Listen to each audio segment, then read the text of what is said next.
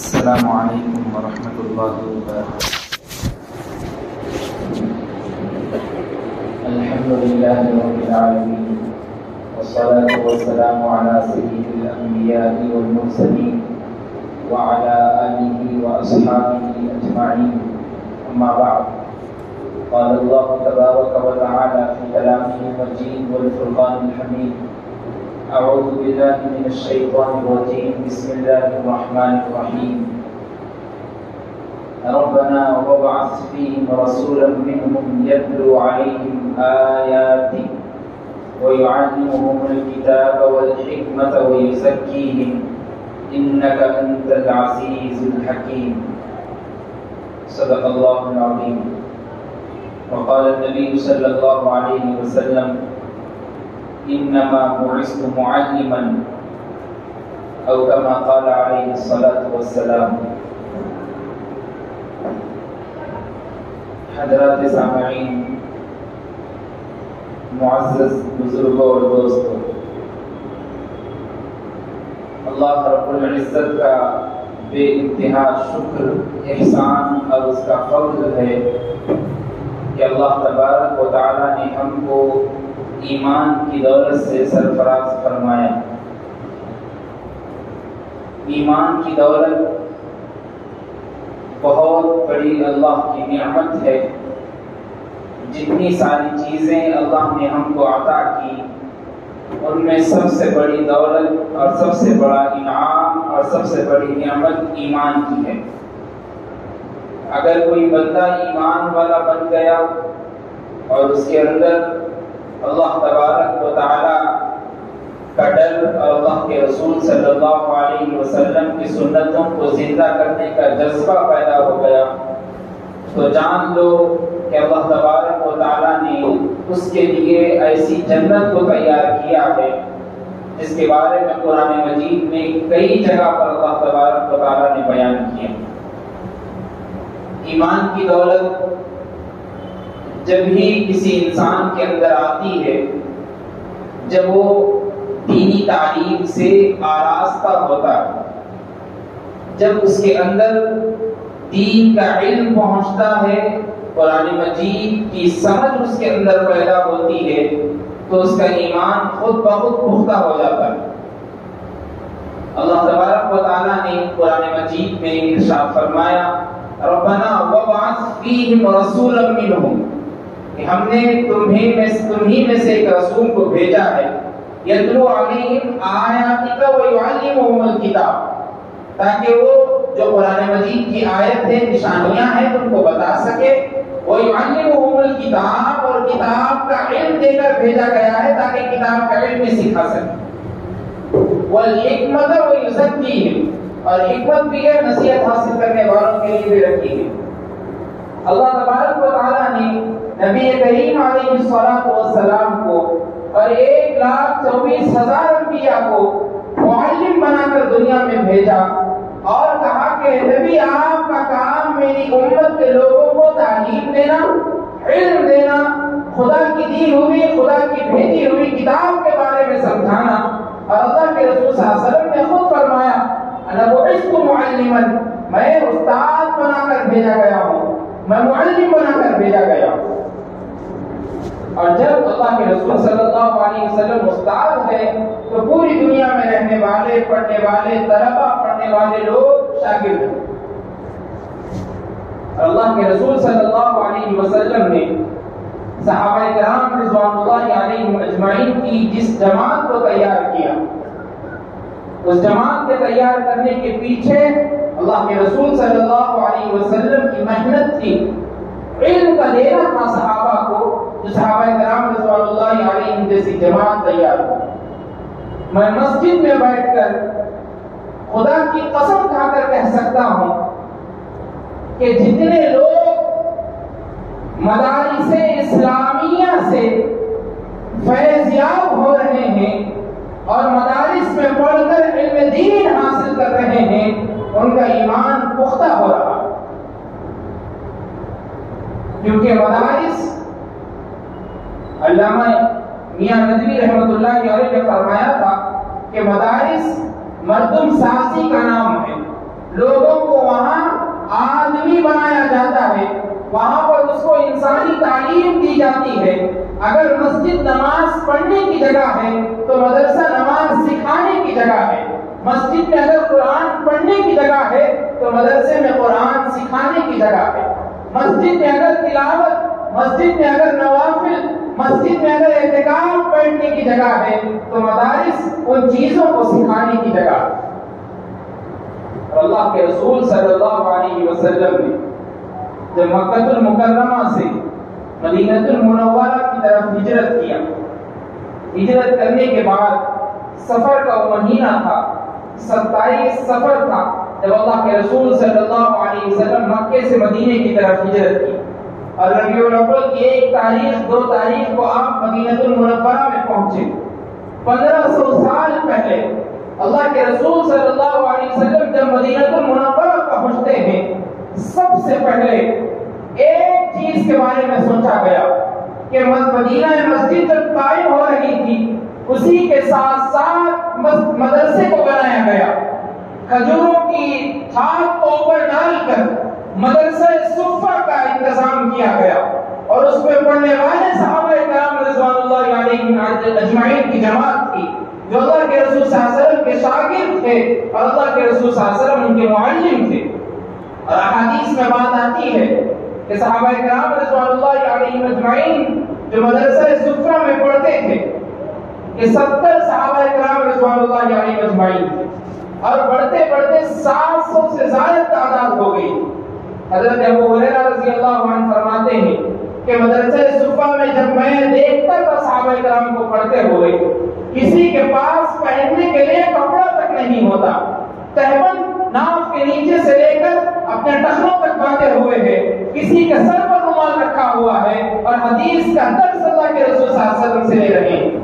یہ ایمانی جذبے کی سب سے پہلی مثال ہے کہ اگر تمہارے ایمان کو زندہ رکھنا ہے، تمہاری آنے والی نسلوں تک، تمہارے آنے والی نسلوں اور پشتوں کے ایمان کو زندہ رکھنا ہے تو مدارس اسلامیہ سے جوڑنا ضروری ہے۔ اگر مدارس سے نہیں جوڑا گیا، یاد رکھو ہمارے آنے والی نسلوں کو، اللہ نہ کرے ایسا، ہماری آنے والی نسل ایمان سے ہاتھ دھوتی، اللہ نہ کرے ایسا۔ مدارس اسلامیہ دین کی حفاظت کے قلعے ہیں، مدارس اسلامیہ آنے والی تمام باطل فرقوں سے لڑنے والی مدارس اسلامیہ ہیں۔ انگریزوں کی بہت بڑی سازش مسلمانوں کو ختم کرنے کی جو تھی، وہ لوگ ایک چیز سے حیرت میں تھے۔ اس وقت ایران کا صدر کہتا ہے کہ اگر اس دنیا سے اسلام کو ختم کرنا ہے تو سب سے پہلے مسلمان جو مدرسے میں پڑھتے ہیں اس مدرسے کو منہدم کر دیا تو اسلام خود بخود ختم ہو جائے، کیونکہ ایک مدرسے میں پڑھنے والا بچہ ایک نہیں ہے، اس کے آنے والے تمام خاندان اور تمام نسلیں اس کے ساتھ پڑھنے والی، وہ مدارس اسلامیہ۔ اس مدرسے کا نام جو اللہ کے رسول صلی اللہ علیہ وسلم نے مدینہ المنورہ میں شروع کیا، صفہ رکھا گیا، اور تقریباً حضرت ابو ہریرہ رضی اللہ عنہ کے بارے میں آتا ہے کہ سب سے زیادہ احادیث روایت کرنے والے حضرت ابو ہریرہ، آپ ہر وقت اللہ کے رسول صلی اللہ علیہ وسلم کے سامنے بیٹھتے تھے اور احادیث سنتے تھے، نقل کرتے تھے۔ کئی احادیث کے راوی حضرت ابو ہریرہ، تقریباً احادیث 4000 5000 کے قریب احادیث کے راوی حضرت ابو ہریرہ۔ کبھی کبھی بھوک سے غشی طاری ہو جاتی، بے ہوش ہو جاتے تھے، پیر میں شل ہو جاتا تھا، اور وہیں بیٹھے بیٹھے منہ سے پانی اور ویٹ پانی نکلنا شروع ہو جاتا سفید۔ لوگ سمجھتے کہ اب مرنے کی حالت میں ہیں، لیکن جب بعد میں بیدار کیا جاتا تو جانچنے والے لوگ کہتے کہ پیٹ میں کچھ نہ ہونے کی وجہ سے یہ حالت ہوئی۔ صحابہ کرام رضوان اللہ علیہ اجمعین کا دین کے سلسلے میں پڑھنا بھی ایسا تاکہ ہم تک وہ ایمان پہنچے، تاکہ ہم تک وہ اسلام پہنچے جس کے لیے اتنی ساری تکالیف پیش کی گئی۔ حضرت فاطمہ الزہرا رضی اللہ عنہا جب اللہ کے رسول صلی اللہ علیہ وسلم کی خدمت میں پہنچی اور پہنچ کر آپ نے کہا کہ اللہ کے رسول صلی اللہ علیہ وسلم آپ کی میں بیٹی ہوں، میرے ہاتھ پر چھالے پڑ گئے ہیں کام کرتے کرتے، آپ کے پاس کئی مال جو جنگ میں لیا ہوا آتا ہے پہنچتا ہے، اگر اس میں سے ایک غلام کی قیمت یا غلام اس کو دے دیا جائے، باندھی دے دی جائے تاکہ وہ گھر کا کام کر لے تو گھر کا کام ہوتا رہے۔ اللہ کے رسول صلی اللہ علیہ وسلم نے فرمایا اے فاطمہ، یہ پڑھنے والے اصحاب کرام دن میں ایک ٹائم نہیں، کبھی کبھی تو ایک بھی ٹائم 2 دن تک کھانا نہیں ملتا، ان غلاموں کو بیچ کر ان کو کھانے کے لیے مہیا سامان کیا جاتا ہے۔ اگر میں اپنی بیٹی کے بارے میں سوچوں گا، ان پڑھنے والے صحابہ کرام کے بارے میں کون سوچے؟ ایسے صحابہ کرام رضوان اللہ علیہم اجمعین نے اس مدرسہ صفہ سے پڑھ کر ہم تک ایمان کی حفاظت کی ذمہ داری ہمارے سپرد کر دی۔ اب ہمارا کام بنتا ہے کہ ہم دنیا میں رہتے ہوئے اپنے بچوں کو خاندان میں سے 1 ہو، 2 ہو، 3 ہو، 4 ہو، مدارس میں ان کو پہنچائے، دینی تعلیم کی اہمیت ان کے اندر اجاگر کرے، مکتب تک ان کے ہاتھ کو پکڑ کر ان کو پہنچائے اور پڑھائے، قال اللہ قال رسول کی تعلیم دے، جب جا کر آپ کا بچہ ایمان کی حفاظت کی ذمہ داری لے سکے۔ ہاں میں جانتا ہوں کہ زمانے کے حساب سے، عصر حاضر کے حساب سے، اس سوسائٹی اور زمانے کے حساب سے انگلش میڈیم بھی پڑھنا ضروری ہے، ٹیکنالوجی کو سامنے رکھ کر یہ ساری کتابیں اور سارے بکس بھی پڑھنا ضروری ہے، لیکن ساتھ ہی ساتھ ایمان کی ذمہ داری کے لیے، ایمان کی حفاظت کے لیے ایمانی درسگاہوں میں بیٹھ کر، مکتب میں بیٹھ کر قال اللہ قال رسول کی تعلیم بھی ضروری ہے۔ ایک کتاب میں نے ایک مثال پڑھی تھی، اگر کسی بندے کے اندر ایمان نہیں پہنچتا، اس کے اندر رسول کریم صلی اللہ علیہ وسلم کی باتیں اور احکامات اس تک نہیں پہنچی اور وہ پڑھنے کے لیے بھی اس عمر تک نہیں پہنچا، تو جس طریقے سے ایک دیمک لکڑی کو اندر سے کھاتی رکھتی ہے، ویسے ہی ایمان کے نہ ہونے کی وجہ سے اس کا دل اور اس کے اندر میں رہنے والے تمام باطل فرقی اسی طریقے سے اس کے اندر امڑ کر آئیں گے اور ایمان کا ہر ذرہ جو بھی باقی رہے گا وہ ختم ہوتے رہے گا۔ اس لیے اگر ہم اپنی عمر 30 سال 40 سال تک پہنچ گئی، کوشش یہ کریے کہ اپنے بچوں کو وہاں تک لے جا کر مدرسے میں داخلہ دلوایا جائے۔ میں یہ نہیں کہتا کہ آپ مدرسے میں پہنچا کر ان کو پڑھائیں، اگر آپ گھر میں بھی پڑھاتے ہیں تو بہت اچھی بات ہے، لیکن دین کی تعلیم دینا ضروری ہے۔ اللہ کے رسول صلی اللہ علیہ وسلم کا مشن تھا، اللہ کے رسول صلی اللہ علیہ وسلم کی تعلیمات تھی۔ اللہ تبارک و تعالیٰ نے قرآن مجید میں اگر کسی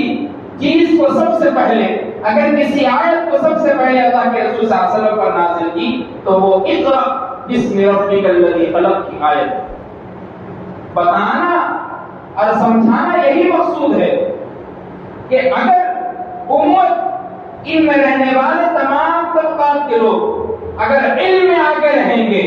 اور اللہ تبارک و تعالیٰ کے دیے ہوئے احکامات کے مطابق زندگی گزاریں گے تو ان کا آنے والا آگے کا سفر جنتیوں میں ہوگا، دوزخیوں میں نہیں۔ اور اللہ کے رسول صلی اللہ علیہ وسلم جب قرآن مجید آپ کے اوپر اترتا تھا تو اللہ کے رسول صلی اللہ علیہ وسلم بہت تیز یاد کرنا شروع کرتے تھے۔ اللہ تبارک و تعالیٰ نے کہا فَإِذَا قَرَأْنَاهُ فَاتَّبِعْ قُرْآنَهُ لَا تُحَرِّكْ بِهِ لِسَانَكَ لِتَعْجَلَ بِهِ۔ اے نبی، آپ اپنی زبان کو جلد بازی میں مت یوز کریے، آپ کا کام صرف جبرائیل امین علیہ السلام کی ان آیتوں کو لینا ہے، ہمارا کام آپ کی ذہن نشین کرنا ہے اور ہمارا کام آپ کے دل و دماغ میں بٹھانا ہے۔ اور اللہ تبارک و تعالیٰ نے پوری قرآن مجید کو ہمارے سامنے آج تک آنے والی نسلوں تک کے لیے اس کی حفاظت کی ذمہ داری لے لیا۔ اس میں کچھ بھی اونچ نیچ نہیں ہو سکتی، تحریف نہیں ہو سکتی، تعویل نہیں ہو سکتی۔ اللہ تبارک و تعالیٰ کا قانون جب دنیا کو انگریزوں نے ختم کرنا چاہا اور اس زمانے کی سپر پاور طاقتوں نے مسلمانوں کو ختم کرنا چاہا، سب سے پہلے جتنے مولوی حضرات قال اللہ قال رسول کہنے والے پوری بستر پر بیٹھے ہیں ان کو مار کر جلا دیا گیا۔ آپ مالٹا کی جیل کی تاریخ پڑھتے ہیں، کئی دور میں ہونے والے انگریزوں سے فتوحات پڑھتے ہیں، سب سے پہلے اگر کسی نے جنگ کی شروعات کی تو اس میں ٹھہرنے والے وہ بوری بستر والے مولوی تھے، ان کے اندر ایمان کا جذبہ ویسا تھا کہ آنے والی نسلوں کو ہندوستان میں رہنے کے لیے ان کے اندر دینی تعلیم کو اجاگر کرنا ضروری۔ شیخ الہند محمود الحسن رحمۃ اللہ علیہ نے مالٹا کی جیل میں، کالے پانی کی جیل میں کئی سال تک اپنی زندگی کو گزار دی۔ ان کے شاگرد رشید اس وقت تھے، فجر کی وقت نماز کے لیے اٹھتے تھے تو اتنا ٹھنڈا پانی ہوتا تھا کہ وضو نہیں کر سکتے، تو ان کے شاگرد نے استاد کی خدمت، استاد کے عزت اور خدمت کا پاس و لحاظ کیسے رکھا آپ دیکھیے، فجر سے پہلے رات پر سجدے کی حالت میں بیٹھتے اور ایک ٹوکری میں پانی کو لے کر اپنے پیٹ کے بل اس کو لے کر بیٹھ جاتے تاکہ اس سچویشن کے حساب سے وہ پانی میں تھوڑی گرماہٹ پیدا ہو جائے اور ٹھنڈا پن ختم ہو جائے۔ اور مالٹا کی اس جیل میں روزانہ ایک پارا حفظیات کیا کرتے تھے۔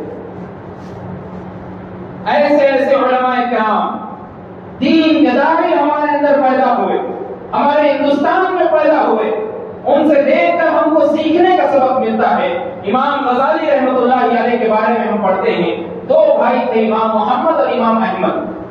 آج ہم ان کا تذکرہ کیوں کر رہے ہیں؟ تذکرہ کرنے کی وجہ بھی یہی ہے کہ مدارس نے ان کو ایسے جنما ہے، مدارس نے ان کو دین کی تعلیم ایسے دی ہے۔ جب ان کے والد گرامی کا انتقال ہو رہا تھا تو مکتب کے مصعب کو ان کے والد نے بلایا اور بلا کر کہا کہ میں اب دنیا سے چلا جاؤں گا، میرے دو بیٹے ہیں، اتنی میری جائیداد ہے اور اتنا میرا مال ہے، ان کو مکتب میں آپ دین کی تعلیم دیجیے اور یہ پیسہ آپ خرچ کریے۔ جب والد صاحب کا انتقال ہوا تو پیسہ خرچ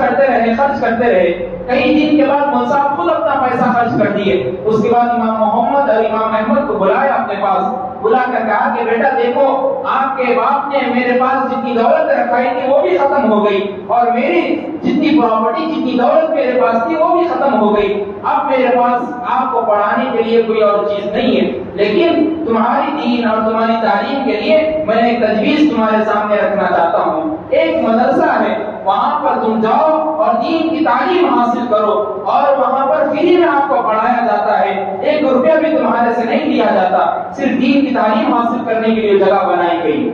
جب امام محمد پہنچتے ہیں، بڑے بھائی امام احمد ہے، صوفیت میں سب سے بڑا نام اگر کسی کا ملتا ہے تو امام احمد کا ملتا ہے، اور اگر محدثین میں امام بخاری اور امام غزالی اور امام ترمذی رحمۃ اللہ علیہ کے ساتھ اگر کوئی ملتے ہیں تو امام محمد غزالی رحمۃ اللہ علیہ۔ دین کی تعلیم کے لیے ایسی محنتیں آپ نے مدارس اسلامیہ سے سیکھی، وہی مدارس اسلامیہ ہمارے پاس آج موجود ہے۔ یاد رکھو، اگر مدارس اسلامیہ اس دھرتی سے ختم ہو گئے، ہندوستان سے اگر مدارس اسلامیہ کو ختم کر دیا گیا تو یاد رکھو ہمارے ایمان کی حفاظت کی ذمہ داری کوئی اور لے نہیں سکتا۔ وہ مدرسہ ہی ہے جس کے ذریعے سے میں آپ کے سامنے پڑھ کر بیٹھ کر آپ کے سامنے باتیں کر رہا ہوں۔ ایک امام صاحب نماز پڑھاتے ہیں، وہ مدارس اسلامیہ ہی ہے جہاں سے مصعب حفظ قرآن مکمل کر کے آپ کے سامنے ٹھہر کر آپ ان کے پیچھے تابع بن کر مقتدی ہو کر نماز پڑھتے ہیں۔ وہ مدارس اسلامیہ ہی ہے، خطیب صاحب ممبر پر کھڑے ہوتے ہیں، خطیب صاحب کا پیر آپ کے سر کے برابر ہے اور خطیب صاحب خطبہ دے رہے ہیں اور تمام مقتدی اس خطبے کو غور سے سن رہے ہیں۔ اس مدارس اسلامیہ نے ان کو جنما اور ان کو دین کی تعلیم دی اور آپ تک وہ دین پہنچ رہا ہے۔ اگر وہی مدارس اسلامیہ ختم ہو گئے تو ہماری ایمان کی ذمہ داری ختم ہو جائے گی۔ اللہ نہ کرے ایسا ماحول پیدا ہو جائے گا کہ ایک ایک بچہ کلمہ طیبہ اور اول کلمہ اس کو کہنا بھی اور پڑھنا بھی نہیں ہے۔ اللہ نہ کرے ایسا۔ اسی لیے ہم جب تک ہیں، ہمارے گلی کوچوں میں اگر ہمارے محلے میں مکتب ہے، مدرسہ ہے، کوشش یہ کرے کہ اپنے بچوں کو اس مدرسے تک پہنچائے، اس مکتب تک پہنچائے، دینی مدرسے میں داخلہ دلوائیں۔ اگر وہ عصری اسکول میں پڑھ رہا ہے، انگلش میڈیم میں پڑھ رہا ہے، کوشش یہ کرے کہ 4 بجے چھٹی ہو جاتی، اس کے بعد مکتب میں اس کا داخلہ کرایا جائے، مغرب تک، عشاء تک قال اللہ قال رسول جب وہ چھوٹی زبان سے بچہ بولے گا تو سوچو فرشتے آپ کی پورے خاندان کے لیے، آپ کے گھر کے لیے بھی دعائیں کریں گے۔ اللہ تبارک و تعالیٰ کا بہت بڑا انعام ہمارے پاس موجود ہے، ہم اس کا فائدہ اٹھائیں اور کوشش یہ کریں۔ علامہ اقبال رحمۃ اللہ علیہ نے بہت ہی ایک شعر کہا تھا، پوری زندگی اس کو اپنائے۔ علامہ اقبال نے کہا تھا کہ میری زندگی کا مقصد تیرے دین کی سرفرازی، میری زندگی کا مقصد تیرے دین کی سرفرازی، میں اسی لیے مسلمان، میں اسی لیے نمازی۔ میری زندگی کا مقصد ہے آپ کے دین کو پہنچانا۔ وہ اگر دین پہنچ گیا تو ختم میری زندگی کا مقصد۔ اللہ کے رسول صلی اللہ علیہ وسلم کی زندگی کا مقصد بھی یہی۔ اللہ کے رسول صلی اللہ علیہ وسلم نے اپنے لیے کوئی چیز اٹھا کر نہیں رکھی، اپنے لیے بنگلہ اور پراپرٹی کا انتظام نہیں کیا، صحابہ کرام نے اپنے لیے جائیداد کو مسلم نہیں کیا، صحابیات نے اپنے لیے گھروں کا بندوبست، سونا چاندی کا بندوبست نہیں کیا۔ انہوں نے اپنے جانے کے بعد اپنے جانشین کو چھوڑا، انہوں نے اپنے جانے کے بعد علم کے منبع کو، علم کے اس پہاڑ کو آپ کے سامنے رکھا۔ صحابہ کرام نے سی جماعت بنا کر بھیجی، حضرت ابو ہریرہ، حضرت ابو بکر صدیق، حضرت عمر بن خطاب، حضرت عثمان غنی، حضرت علی بن مرتضی رضی اللہ عنہ جیسی جماعت ہمارے سامنے بنا کر بھیجی۔ اللہ کے رسول صلی اللہ علیہ وسلم کا مشن تھا، اللہ کے رسول صلی اللہ علیہ وسلم نے تعلیمات ان کو دی تھی۔ اب ہمارا بھی فرض یہ بنتا ہے کہ اگر ہم سوچیں گے کہ ہمارے بچے کے دنیا میں رہنے کے لیے، اس کو جینے کے لیے ایک بڑا سا گھر بنایا جائے، ایک بڑا سا ایک پراپرٹی کے لیے، اس کے لیے ایک جائیداد زمین لے کر رکھی جائے، تو غلط ہے۔ آپ کا بچہ صرف مالی اعتبار سے تو مضبوط ہو جائے گا، لیکن اس کا ایمان اس کے اندر کھوکھرا ویسے ہی موجود رہے۔ گھر کے ساتھ ساتھ اس کے ایمان کی حفاظت بھی ماں باپ کی ذمہ داری ہوتی ہے۔ اگر ماں باپ نہیں سوچیں گے تو بچہ پھر ویسے ہی لاپرواہی کے ساتھ گھومتا رہے۔ کوشش یہ کرے،